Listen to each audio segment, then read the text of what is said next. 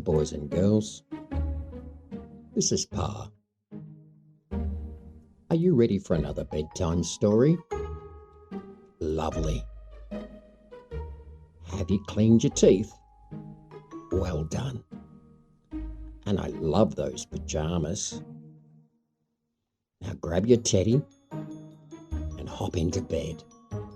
And get yourself ready for another bedtime story with Pa. Are you snuggled in? Well done. Okay. Tonight's bedtime story is Addi the Fairy's Flying Visit. Once upon a time, little Addi discovered a magical silver wand hidden beneath a daisy. The moment she picked it up, beautiful sparkling fairy wings appeared on her back. I'm a fairy, laughed Addi. With a flap of her wings, she floated into the sky. The wind swirled around her as she flew over fields, trees, and little streams. I know exactly where I'm going, she said. I'm going to visit Mila and Poppy. Soon, Addi arrived at Mila and Poppy's house. The sisters were playing outside with their little brother Louie. Look up, shouted Louie. Mila and Poppy looked toward the sky and gasped. Addi, they cheered. Addi swooped down and landed gently beside them, her wings sparkling in the sunshine. You're really a fairy, said Poppy. And a very magical one, said Mila. Just then, Mila and Poppy's mum and dad came outside, their mum. Aunty Lucy smiled and waved. Well, that's something you don't see every day, laughed Aunty Lucy.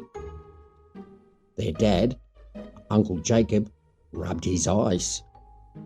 I must still be asleep, he joked.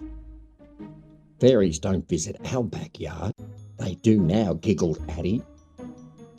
To prove it, she waved her wand. Sparkle! Instantly, colourful flowers bloomed around the garden. Louie clapped his hands. Again. Addi waved her wand once more. Sparkle, sparkle. Tiny butterflies appeared and fluttered all around. Aunty Lucy, Uncle Jacob, Mila, Poppy and Louie were covered in butterflies. The whole family laughed as the butterflies danced through the air. Then Addi had an even better idea. Who wants fairy wings, she asked. Me, shouted Mila, Poppy and Louie. With 3 gentle taps of her wand, Mila received golden wings, Poppy received pink wings, and Louie received bright blue wings. Soon, the 4 cousins were flying together above the backyard. They swooped over the garden, circled the big gum tree, and waved down to Aunty Lucy and Uncle Jacob below. Careful up there, called Uncle Jacob with a grin. As the sun began to set, the fairy magic slowly started to fade. The children landed softly on the grass. That was the best day ever, said Louie. Can you come back tomorrow? Asked Poppy. I'll try, said Addi with a smile.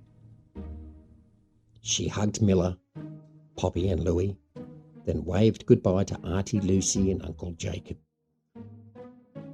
As she flew home through the twilight sky, a trail of silver fairy dust sparkled behind her. And that night, everyone drifted off to sleep, dreaming of fairy wings, magical adventures, and their wonderful cousin Addi, the fairy. Good night, children. Sweet dreams. Pa loves you.